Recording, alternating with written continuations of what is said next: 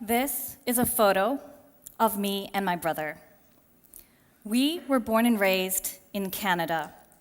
My parents, they came from somewhere else.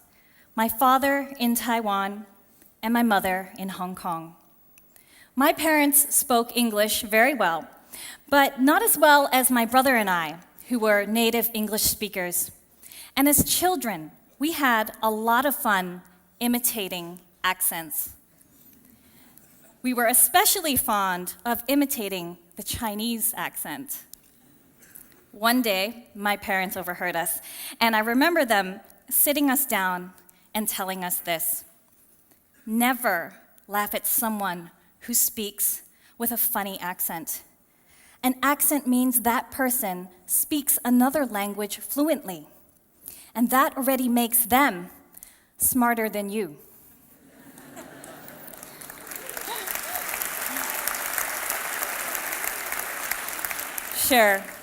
Sure, we were just kids, but this little lesson from Mom and Dad has stayed with me ever since and continues to affect the way I live my life today.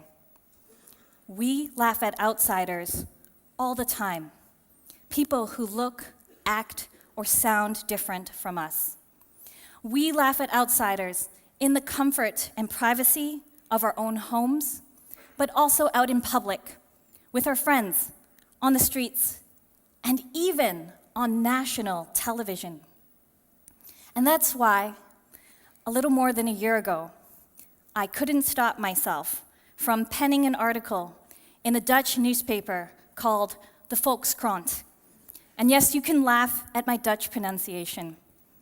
My op-ed was about a now infamous Holland's Got Talent judge who made a series of racially charged comments about a Chinese contestant who appeared on the show. But what shocked me the most was not the judge's comments, although they were very shocking indeed. What shocked me the most was how his comments were generally accepted amongst Dutch and Chinese audiences here in Holland. This, to me, spelled two big problems. One, a lack of empathy, and two, widespread complacency. Let's talk about empathy first. For a lot of us, empathy seems to come from the imagination. When we're comforting one another, when we're empathizing with one another, we tend to say things like, I can only imagine what you're going through. But a lot of the time, when it comes to empathy, we don't need our imaginations. All we need are our memories. So today, I'd like you all to take a moment and think back to a time when you've been made to feel like an outsider. Now, I don't know about you, but whenever I do this exercise, a flood of memories hit me like a tidal wave. And they're usually memories about not fitting in, not being accepted for who I was. And I can share one of those memories with you today. It's rather embarrassing. In primary school, sometimes the other kids didn't want to play with me. One day, I was especially lonely and desperate, so I went running through the schoolyard looking for my older brother. That's what I did when I needed help. I pleaded for him to help me, and reluctantly he did. And then he brokered a deal with my classmates.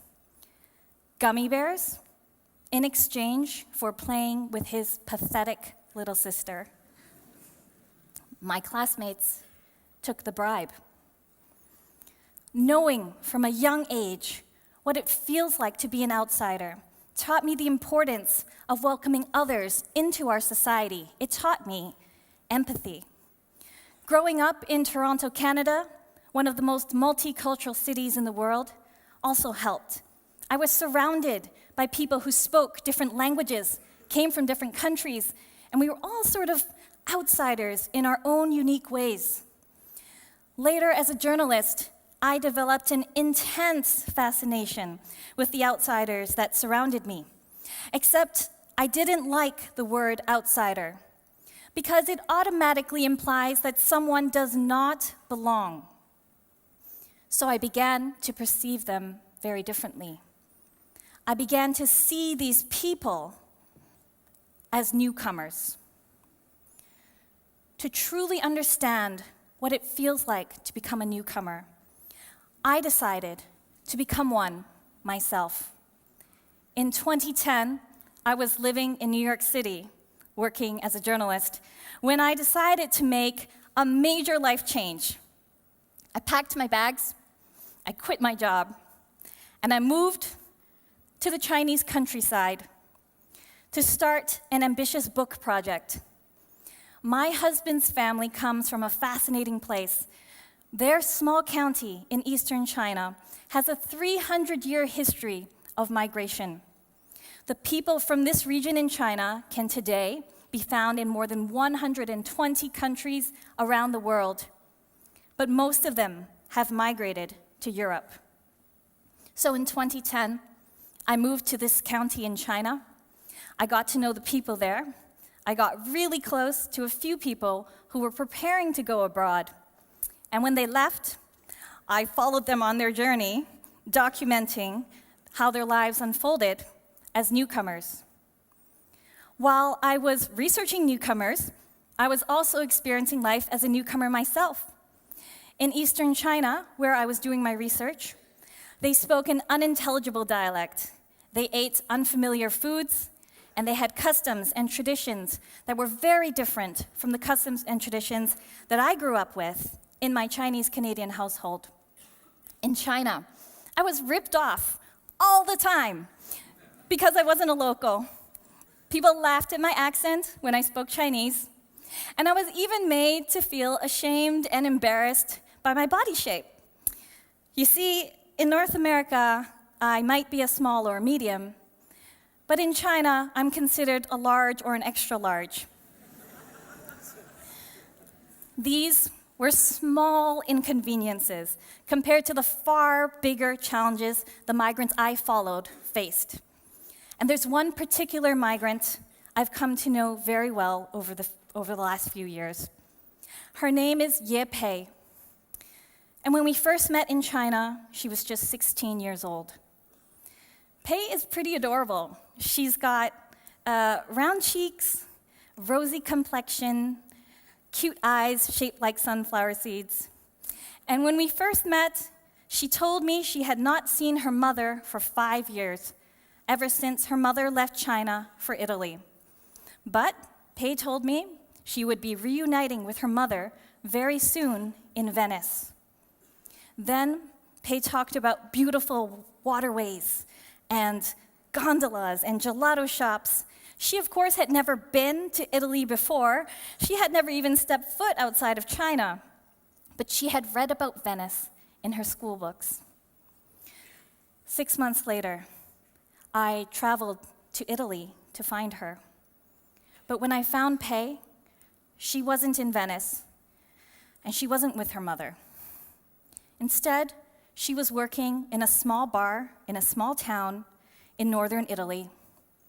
And I remember noticing how swollen her hands had become, how her skin peeled, how her knuckles bled, because she was working more than 12 hours a day in that bar.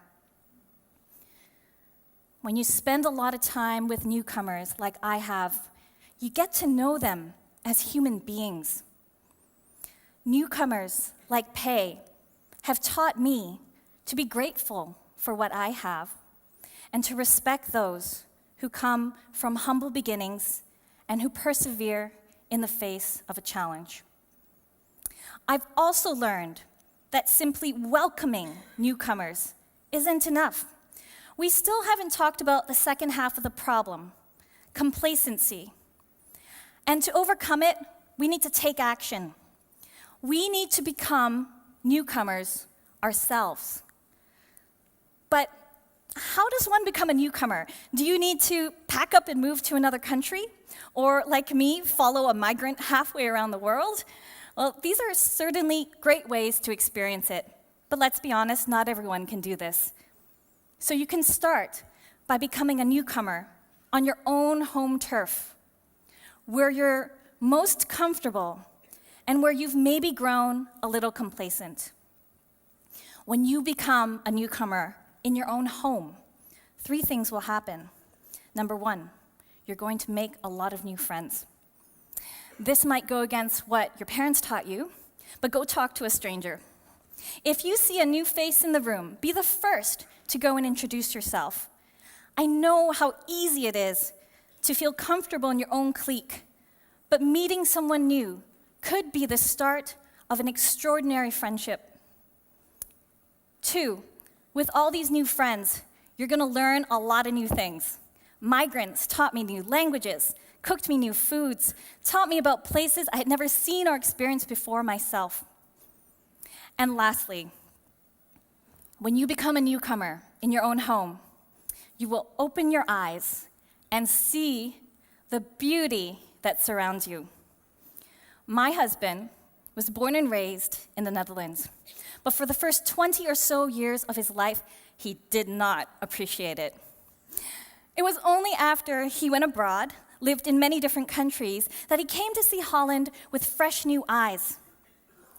A few years ago, we went to Kinderdijk, and I remember standing in front of these gigantic 250-year-old windmills, and it was my husband who was oohing and eyeing as if he had never seen a windmill before ever in his life, as if he were a tourist in his own country, as if he were a newcomer. So the next time you hear someone struggling to speak another language, don't laugh like my brother and I did. Don't judge like that reality show celebrity. Applaud. Give them praise. That person is making a real effort to try something new. Maybe you should too. Thank you.